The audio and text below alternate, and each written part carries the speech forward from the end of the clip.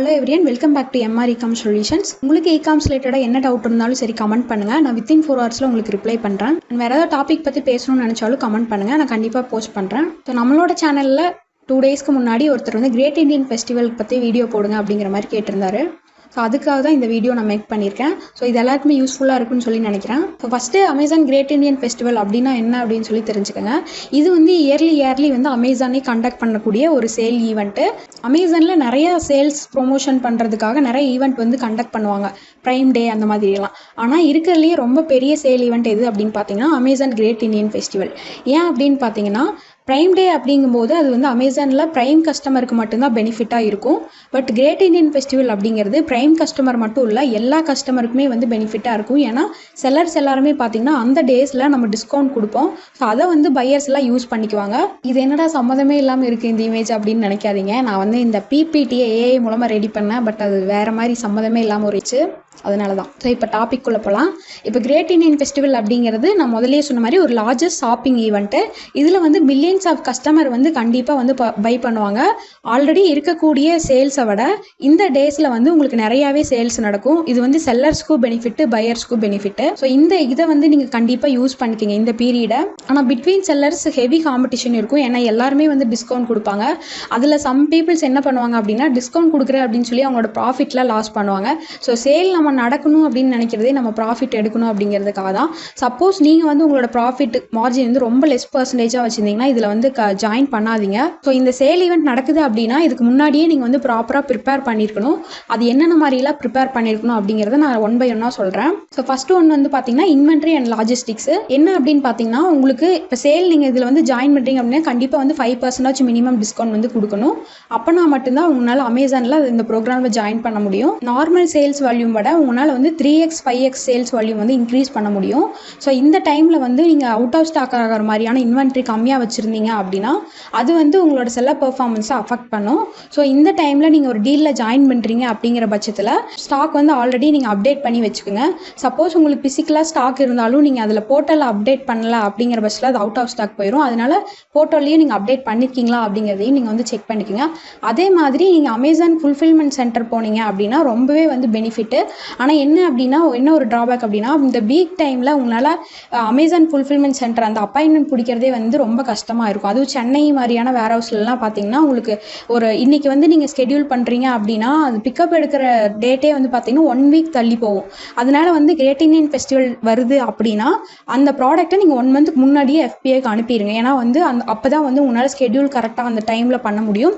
இல்லைன்னா ரொம்ப டிலே ஆகி தான் பண்ண முடியும். நெக்ஸ்ட்டு வந்து பார்த்தீங்கன்னா லிஸ்டிங் ஆப்டிமைசேஷன் வந்து எதுக்காக அப்படின்னா ஆல்ரெடி நீங்கள் டிஃபால்ட்டாகவும் பண்ணி வச்சுருப்பீங்க. பட் இந்த ஃபெஸ்டிவல் டைமில் வந்து நீங்கள் பண்ணும்போது அமேசான் கிரேட் இண்டியன் ஃபெஸ்டிவல் அப்படிங்கிற அந்த கீவேர்ட்ஸை யூஸ் பண்ணி நம்ம வந்து லிஸ்டிங்கை ஆப்டிமைஸ் பண்ணி வைக்கணும். ஸோ இது வந்து ஒரு எக்ஸ்ட்ராவாக ஒர்க்காக தான் இருக்கும் கண்டிப்பாக. பட் இது நம்ம பண்ணோம் அப்படின்னா உங்களோட லிஸ்டிங் வந்து முன்னாடி போகும். So Amazon great Indian festival அப்படிங்கிற அந்த ஒரு கீவேர்டை நீங்கள் உங்களோட பேக் அண்ட் கீவேர்ட்ஸாக யூஸ் பண்ணிக்கோங்க. பட் வந்து கஸ்டமருக்கு தெரிகிற மாதிரி எந்த இடத்துலையுமே யூஸ் பண்ண வேண்டாம், பேக் அண்டில் மட்டும் யூஸ் பண்ணிக்கோங்க. எல்லாத்துக்குமே அமேசான் A+ இருக்கா அப்படிங்கிறதையும் வந்து செக் பண்ணிக்கோங்க. ஸ்டோர் ஃப்ரண்ட் எல்லாமே அந்த பேனர் எல்லாமே வந்து ஒரு ஃபெஸ்டிவல் விசுவல்ஸில் இருக்கிற மாதிரி பார்த்துக்கோங்க. நெக்ஸ்ட் பார்த்தீங்கன்னா ப்ரைசிங் அண்ட் டீல்ஸ். நான் ஃபஸ்ட்டே சொன்ன மாதிரி ஒரு 5% நீங்கள் ஆஃபர் கொடுத்தீங்க அப்படின்னா தான் உங்களால் அந்த கிரேட் இண்டியன் ஃபெஸ்டிவலில் வந்து ஜாயின் பண்ண முடியும். ஸோ நீங்கள் வந்து ஆட்டோமேட்டிக் ப்ரைஸ்ன்னு சொல்லி ஒரு ஆப்ஷன் இருக்குது அமேசானில். அது ரொம்ப ஈஸி தான். ஜஸ்ட் நீங்கள் மேனேஜ் ஆல் இன்வென்ட்ரியில் போனீங்க அப்படின்னாலே மினிமம் ப்ரைஸ் மேக்ஸிமம் ப்ரைஸ்ன்னு சொல்லி கொடுத்துருப்பாங்க. அது நான் வந்து இப்போ உங்களுக்கு காமிக்கிறேன். இந்த இடத்துல பார்த்தீங்க அப்படின்னா minimum price and maximum price அப்படிங்கிறத செட் பண்ணிக்கோங்க. இதுக்கு என்ன மீனிங் அப்படின்னு பார்த்தீங்கன்னா மினிமம் ப்ரைஸ் அப்படிங்கிறது நீங்கள் வந்து ஒரு 229 கொடுக்குறீங்க, மேக்ஸிமம் ப்ரைஸ் அப்படிங்கிறது 249 கொடுக்குறீங்க அப்படின்னா அது என்ன பண்ணுன்னா அது ஆட்டோமேட்டிக்காக வந்து உங்களோட காம்படிஷன் பேஸ் பண்ணி அதுவே வந்து இந்த ப்ரைஸ் ரேஞ்சுக்குள்ளே செட் பண்ணிக்கும். ஸோ மினிமமாக 229 249 எந்த ப்ரைஸ் வேணாலும் அது அமேசானே ஆட்டோமேட்டிக்காக ப்ரைஸ் வந்து அட்ஜஸ்ட் பண்ணிக்கும். இது வந்து பை பாக்ஸ் வின் பண்ணக்கூடிய ஒரு மெத்தடில் இது வந்து ஒன்று. ஸோ உங்களுக்கு அந்த ப்ராடக்ட்டுக்கு ப்ராஃபிட் இருக்கிற மாதிரியான ஒரு மினிமம் ப்ரைஸ் வந்து இதில் செட் பண்ணிக்கோங்க. ஸோ பைபாக்ஸ் அப்படிங்கிறது ஒன்றும் இல்லை, இதை தான் சொல்லுவோம் பைபாக்ஸ் அப்படின்னு சொல்லிட்டு.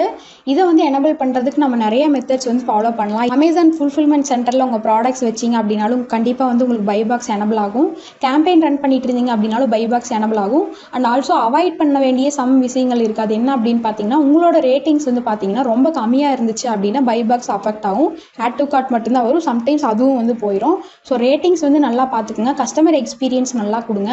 ரிட்டர்ன்ஸ் நிறையா வராமல் பார்த்துக்கங்க. நீங்கள் அனுப்பக்கூடிய கொடுக்கக்கூடிய ப்ராடக்ட் டிஃபெக்ட் ஆகாமல் கஸ்டமருக்கு போகுதா அப்படிங்கிறது 1 or 2 டைம்ஸ் வந்து வெரிஃபை பண்ணிக்கோங்க. இந்த மாதிரி எல்லாம் பண்ணி கண்டிப்பாக வந்து இந்த கிரேட் இந்தியன் ஃபெஸ்டிவல் டைமில் பை பாக்ஸ் இருக்குதா அப்படிங்கிறது ஒவ்வொரு டேக்கும் ஒவ்வொரு முக்கியமாக வந்து நல்லா சேல் ஆகக்கூடிய ப்ராடக்ட்ல பை நோ பாக்ஸ் இருக்கா அப்படிங்கிறத செக் பண்ணிக்கோங்க. நெக்ஸ்ட் பார்த்தீங்க அப்படின்னா அட்வர்டைசிங் ஸ்ட்ராட்டஜிஸ்.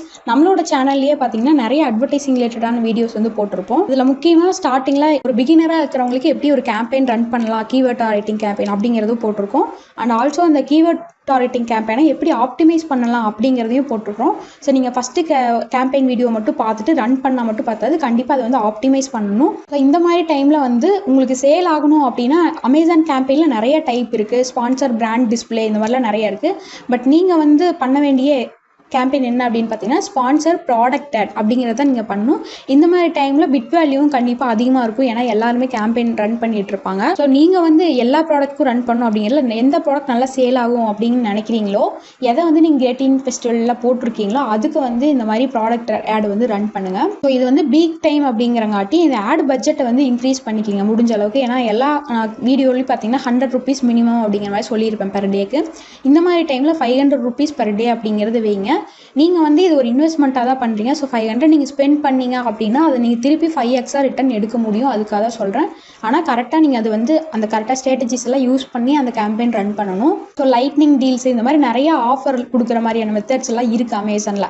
ஆனால் என்ன அப்படின்னா நீங்கள் ஆல்ரெடி அமேசான் கிரேட் இந்தியன் ஃபெஸ்டிவலில் ஜாயின் பண்ணிட்டீங்க, ஒரு ப்ராடக்ட் 5% ஆஃபர் வந்து கொடுத்து ஜாயின் பண்ணிட்டீங்க.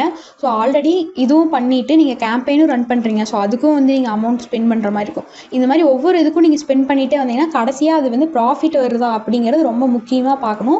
அதை வந்து எல்லாரும் சேல் ஆகுது அப்படிங்கிறதுக்காக எல்லா ஆஃபர்லேயும் போய் ஜாயின் பண்ணிடுறாங்க. ஆனால் ப்ராஃபிட் அப்படிங்கிறது பார்த்தீங்கன்னா கடைசியாக ஒன்றுமே இருக்காது.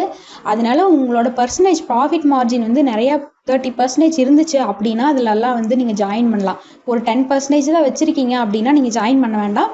வர சேல்ஸ் வரட்டும் அப்படின்னு விட்டுருங்க. ஏன்னா நம்ம எண்ட் ஆஃப் டைம் நம்ம எதுக்காக இதெல்லாம் பண்ணுறோம்னா நம்ம ப்ராஃபிட் எடுக்கணும் அப்படிங்கிறதுக்காக தான்.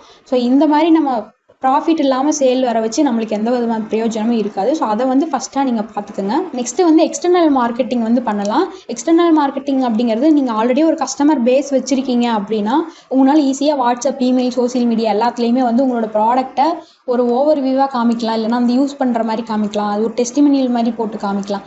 இது மாதிரிலாம் பண்ணி ஒரு ப்ரொமோட் பண்ணி அமேசானுக்கு வந்து நீங்கள் இந்த மாதிரி ஒரு 5% கூப்பன் கொடுக்குறோம் நாங்கள் அப்படிங்கிற மாதிரி ஒரு கூப்பன் மாதிரி ரெடி பண்ணிட்டு அதை வந்து சொல்லலாம் நீங்கள். ஸோ எக்ஸ்டர்னல் இருந்து உங்களுக்கு உங்களோட அமேசான் இதுக்கு வரும்போது அமேசான் வந்து இவங்களுக்கு எக்ஸ்டர்னலில் நிறைய கஸ்டமர்ஸ் இருக்காங்க அப்படிங்கும்போது அவங்களும் வந்து மார்க்கெட்டிங் பண்ணுவாங்க. ஸோ இந்த மாதிரி டைமில் நீங்களே பார்த்துருப்பீங்க அமேசான் வந்து அமேசான் கிரேட் இந்தியன் ஃபெஸ்டிவல் ஆடை வந்து டிவிலேயே நிறைய கொடுத்துட்ருப்பாங்க, டெலிவிஷனில். அண்ட் ஆல்சோ வந்து நிறைய சோஷியல் மீடியா பிளாட்ஃபார்ம்ஸ்லேயே டிஸ்பிளே பண்ணிட்டு இருப்பாங்க ஆஃபரை. ஸோ நம்ம இன்சைட் அமேசானுக்குள்ளேயும் வந்து மார்க்கெட் பண்ணுறோம், வெளியிலேயும் வந்து மார்க்கெட் பண்ணுறோம். நம்மளோட ப்ராடக்ட்டை அமேசானே வந்து ப்ரொமோட் பண்ணுவாங்க. அது உங்களுக்கு ஏதாவது தெரிஞ்ச இன்ஃப்ளூயன்சர் இருந்தாங்க அப்படின்னா உங்களோட ப்ராடக்ட் லான்ச் பண்ணுற மாதிரி, ஒரு நியூ ப்ராடக்ட் லான்ச் பண்ணுற மாதிரி ஏதாவது வந்து ஷோகேஸ் பண்ணலாம். இல்லைனா வந்து கூப்பன் சைன் அப் பண்ணுவாங்க. உங்களோட வெப்சைட் நீங்கள் வச்சுருந்தீங்க அப்படின்னா ஒரு சைன் அப் ஃபார்ம் மாதிரி ரெடி பண்ணிவிட்டு அதில் வந்து ஜாயின் பண்ணுறவங்களுக்காக ஒரு கூப்பன் மாதிரி நீங்கள் கொடுத்து இது பண்ணலாம்.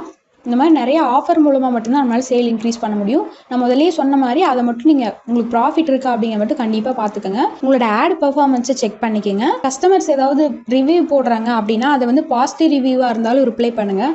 நெகட்டிவ் ரிவ்யூவாக இருந்தாலும் வந்து சாரி அப்படிங்கிற மாதிரி சொல்லிட்டு நெக்ஸ்ட் டைம் இந்த மாதிரி நடக்காமல் பார்த்துக்குறோம் அதை வந்து நீங்கள் சொல்லிட்டீங்க அப்படின்னாலே இன்னொரு கஸ்டமர் வந்து அதை பார்க்கும்போது அவங்களுக்கு அந்த அளவுக்கு வந்து அது அஃபெக்ட் ஆகாது.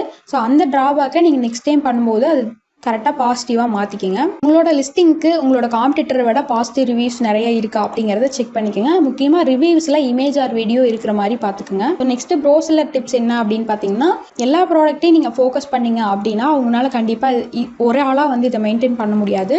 ஸோ எந்த ப்ராடக்ட் உங்களுக்கு நல்லா இப்போ மூவ் ஆகிட்டு இருக்கோ அந்த மாதிரி இருக்கக்கூடிய ஒரு 2-4 நல்ல ஹீரோ ப்ராடக்ட்ஸை மூவ் பண்ணுங்கள்.